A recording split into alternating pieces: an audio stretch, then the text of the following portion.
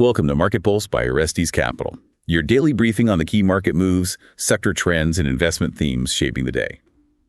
Today is Thursday, June 25, 2026. We're Elena and Marcus. And looking over today's data deck, it's a pretty heavy session. It really is. I mean, imagine looking at a dashboard where the primary engine warning light is flashing bright red, right? Yeah. Like indicating the highest heat level in 3 years. But the market mechanics are out there celebrating a tiny drop in temperature over the last 5 minutes. Right. It's a total paradox. Exactly. And that paradox is exactly what our daily desk data is signaling today. So we're going to map out the underlying physics of this session, focusing on 3 critical themes. Which are pretty distinct today. Very. We'll start with the macro picture. The May PCE inflation print hit the tape with this highly nuanced dynamic. It's hot on an annual basis, but it offered just enough marginal relief month over month to trigger a very specific rally in rates. A really aggressive rally, honestly. Right. And we're going to look under the hood at the mechanics of why that actually matters to your portfolio. After that, we're tracking this stark equity divergence. Yeah, the mega cap split. Exactly. We are seeing a complete fracturing within mega cap tech. This is framed perfectly by Micron's massive blowout guidance going head-to-head against a margin-driven slump over at Apple. It's like 2 completely different economies in one sector. It really is. And finally, we are monitoring geopolitics and oil. There was a sudden violent reversal in crude oil prices this afternoon following an incident in the Strait of Hormuz. So we will piece together how these seemingly disconnected events are, building the framework for a new economic regime. Moving to today's data, we have to start with the core macro driver from our latest run. The May PCE deflator just hit a 3-year high at 4.1% year over year. Right, which is elevated. Highly elevated, but here's the friction point. The monthly reading came in at positive 0.45%, which actually undershot the institutional consensus of 0.50%. Meanwhile, core PCE currently sits at 3.4%. Yeah. So I want to apply our first principles rule right out of the gate here, because for you, the listener, the investor managing a diverse book, this presents a deeply mixed signal. It definitely does. We have a monthly undershoot colliding with a 3-year high annual inflation rate. So let's break this down mechanically. How does a monthly miss of like 0.05% actually change the math for discount rates and portfolio construction? Indeed. The mechanism at play here is, it's entirely driven by the rate of change. Right. Market pricing models, they're forward-looking engines. When algorithmic traders and, macro funds process the dynamic of inflation at the margin relief versus structurally elevated price pressures, they largely ignore the trailing 12 months. They just don't care about the base effect. Correct. They care about the derivative. Because the monthly print came in 5 basis points lower than institutional consensus, those models immediately project a slightly cooler trajectory over the next 6 months. Which perfectly explains the immediate reaction we saw in the bond market today. Yeah, it was instant. This marginal cooling led directly to the 2-year Treasury yield dropping 2.5 basis points. And as a result, we saw the 10-year, 2-year curve steepening. Which is a massive signal. It is, but I want to push back on this a bit because the sheer weight being given to that monthly miss feels, disproportionate. How so? Well, rate swaps are now pricing in roughly 34 basis points of tightening by December 2026. Right. We are looking at a structural reality where annual inflation is at 4.1%. Yet the market is aggressively bidding up the short end of the curve based on a microscopic monthly fraction. Why is capital treating a tiny monthly deceleration as a massive green light? I get that. It appears contradictory when you weigh the absolute numbers against each other. But if you think about how corporate finance actually operates, the cost of capital is determined at the margin. Okay, meaning what specifically? Meaning when the short-term discount rate falls, even by just 2.5 basis points, it immediately alters the present value of future cash flows. Ah, got it. Right. So for equities carrying floating rate debt or high-growth tech firms where the bulk of their value lies years in the future, that marginal drop is oxygen.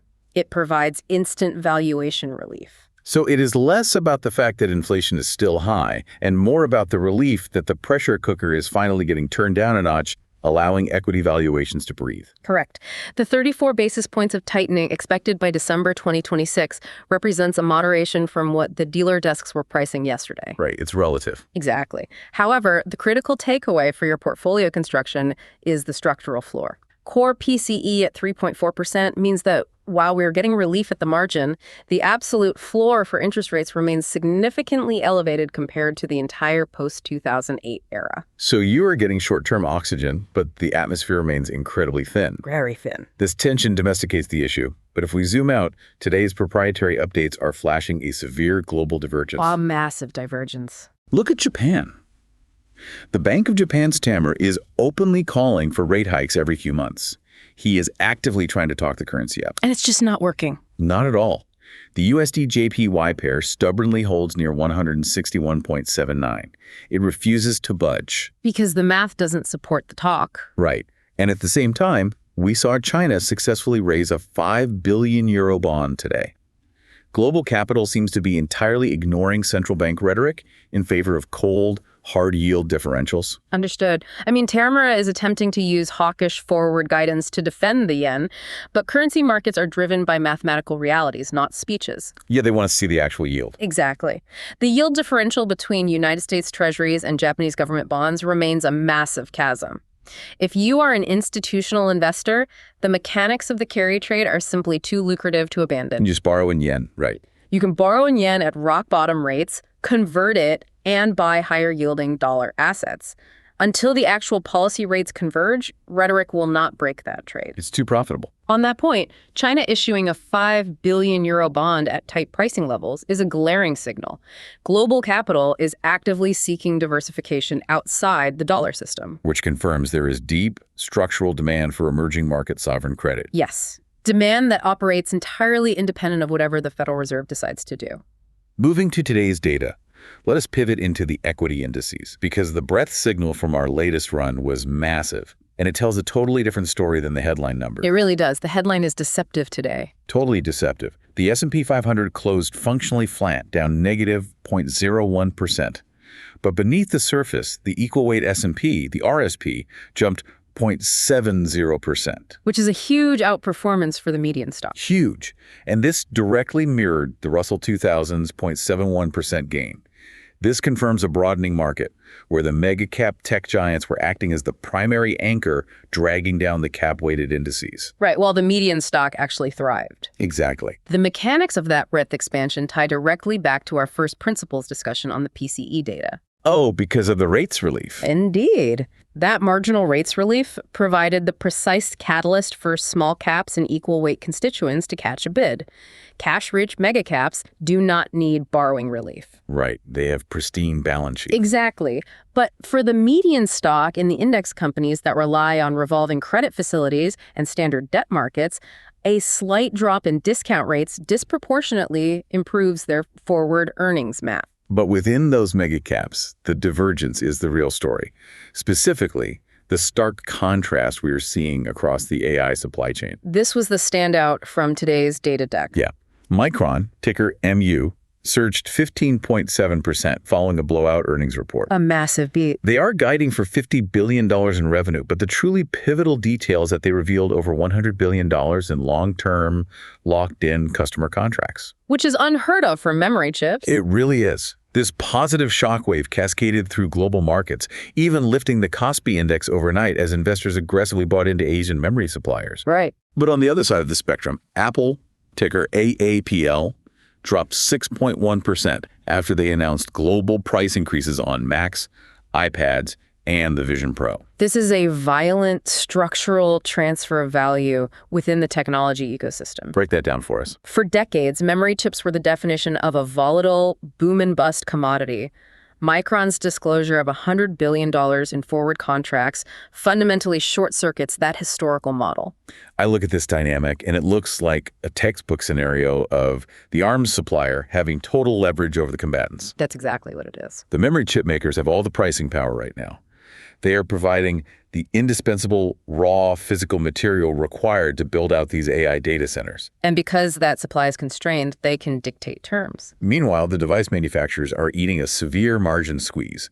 They are paying the inflated prices for the internal components, and now, as we see with Apple, they're being forced to pass those elevated costs onto the everyday consumer. Which is risky. Very. Does this signal a structural de-risking for companies we used to view as highly cyclical hardware plays? On that point, The institutional flow data from our daily desk data strongly suggests it does. By securing $100 billion in forward commitments, Micron is effectively converting cyclical hardware volatility into utility-like recurring revenue. So the market rewards that predictability. Correct. Institutional consensus is aggressively re-rating the stock to reflect a much lower risk premium. Apple's price hikes, conversely, demonstrate the hard limits of consumer demand elasticity. Because they can't just absorb the cost anymore. Exactly. Raising prices across their core hardware lineup globally is a defensive maneuver. It signals they are suffering from component cost inflation at the factory level, and they lack the internal margin buffer to absorb it without passing the pain to the buyer. The actual fund flow mechanics validate this institutional rotation, too. We are seeing asset managers selling a record amount of NASDAQ futures. The flows don't lie. No, they don't. But the most critical flow mechanic we need to highlight from today's data deck is a looming, invisible technical headwind. The pension rebalancing. Yes. An estimated $30 billion of U.S. equities are slated for mechanical forced sale due to quarter-end pension rebalancing. You have to contextualize the sheer gravity of that $30 billion figure. It's massive. It ranks in the 95th percentile of sell estimates since the year 2000. Understood through the lens of market mechanics, this has nothing to do with company fundamentals. Right, it's just pure math. Pension funds operate on strict target asset allocations, often a standard 60-40 split between equities and fixed income.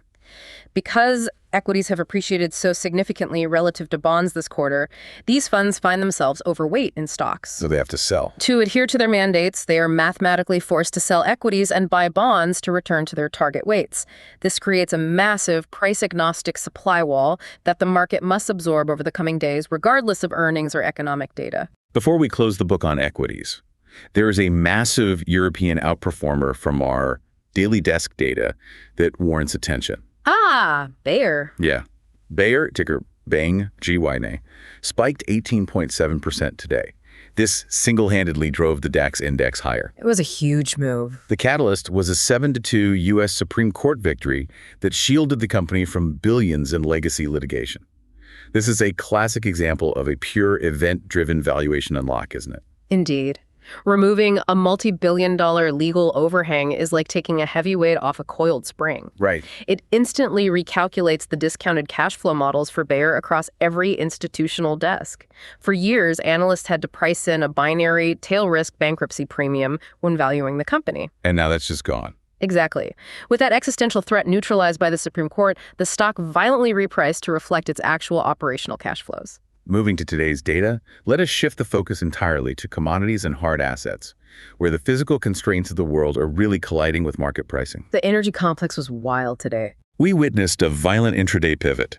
WTI crude climbed 2.29% to close at $71.47 per barrel, and Brent crude rose 2.27% to $74.80. Natural gas also caught a massive bid, rallying 2.48%. So what drove the intraday whiplash? The mechanics of this reversal were a perfect study in market psychology versus physical reality. Early in the trading session, crude was actively selling off. Right. It was down pretty significantly. Our data showed Gulf producers were ramping up physical sales. The algorithmic reading of this increased supply flow was that it signaled a quiet, back-channel geopolitical de-escalation, seemingly indicating an imminent reopening of safe passage through the Strait of Hormuz. But that narrative violently unraveled by the afternoon. According to today's proprietary updates, a Singapore-flagged cargo ship was reportedly struck by an IRGC drone. Yeah, completely flipped the script. The moment that headline hit the terminals, the market immediately threw the geopolitical risk premium right back into the price of crude, wiping out the morning sell-off in minutes. Because the global oil market is hypersensitive to maritime choke points, and the Strait of Hormuz is the most critical artery in the system, threatening roughly 20% of total global oil consumption. You can't just ignore a strike there. No, you can't. When a drone strike occurs, the algorithmic reaction is not to wait and verify the extent of the damage. The immediate mechanical reaction is to buy prompt crude futures to hedge against a physical supply disruption. So you are basically paying a premium today to ensure you have the physical commodity tomorrow. Correct. We also saw gold respond to this chaos, rebounding above the psychological level of $4,026 per ounce. Gold is catching a structural bid from two completely distinct sources in today's session. Let's hear them. First, the PCE-driven rates relief we discussed earlier lowers the opportunity cost of holding a non-yielding physical asset. Right, lower rates are good for gold. Second, the renewed geopolitical uncertainty in the Strait of Hormuz triggers automatic safe haven allocation mandates from macro funds. It is the perfect confluence of monetary relief and geopolitical anxiety. I want to tie this sudden repricing of oil back to the broader central bank narrative, specifically looking at Europe. How does this sudden spike in Brent crude impact the European central bank's thesis? It complicates things immensely. Right, because they have been telegraphing to the market that energy-driven disinflation is going to give them the runway to ease policy and cut rates to support their struggling manufacturing sector. A sustained rally in Brent crude is the single biggest threat to the ECB's entire monetary framework. Because they import everything. Exactly. Unlike the United States, Europe is structurally reliant on imported energy. If the tensions in the Strait of Hormuz keep Brent crude elevated, every barrel that arrives in Rotterdam costs more. Which bleeds into everything. That imports inflation directly into the European manufacturing base and straight into the consumer economy. It completely undermines the energy-driven disinflation thesis. So they get stuck. Understood, they really do. If inflation reaccelerates due to an external supply shock that they cannot control, the ECB will find itself paralyzed. Oh, I mean, that is a tight spot to be in. They will be mathematically unable to ease policy without risking runaway prices, despite the fact that the European growth profile is actively weakening. It is the textbook definition of stagflation pressure. Moving to today's data, let us bring all of these disparate threads together for our synthesis block. We have distinct, massive moves across the rates complex, the equity indices, and the physical commodity markets. It's a lot to process in one session. It is. How do we connect these dots to understand the actual regime we are trading in? When we synthesize the day's action, we are observing a market architecture that is highly fragmented. Okay, fragmented how? Well, the modest relief in short-term rates triggered by that microscopic 0.05% PCE undershoot provided the necessary oxygen for equal-weight equities and small caps to stage a technical rally. Right, it allowed the broader market breadth to finally expand after weeks of mega cap dominance. But that breadth expansion is fighting an uphill battle against some massive, undeniable structural walls. Now, if we look at credit markets, normally the CCC and BB spreads would signal if this structural tension is breaking the corporate sector. But right now, the real visible strain is concentrated in consumer-facing equity valuations. Indeed, the structural inflation floor is being aggressively reinforced by two massive physical forces that interest rates cannot easily solve. The first being oil. Yes. First, we have the physical energy constraints laid bare in the oil market today. Geopolitical friction at key choke points is putting a hard, elevated floor under global transportation and manufacturing costs. And the second force. Second, we have the unprecedented capital expenditures required for the AI infrastructure build-out. The Micron data. Exactly.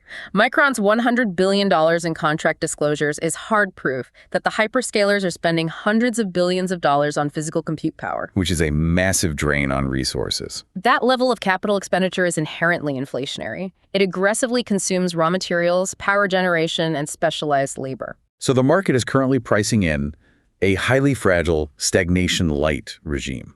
It's a good way to frame it. What this means for you as you assess your portfolio is that capital is ruthlessly discriminating based on one metric, pricing power. Absolutely. I mean, that is the defining metric right now. Institutional investors are heavily rewarding the companies providing the physical scarce components of the AI build-out.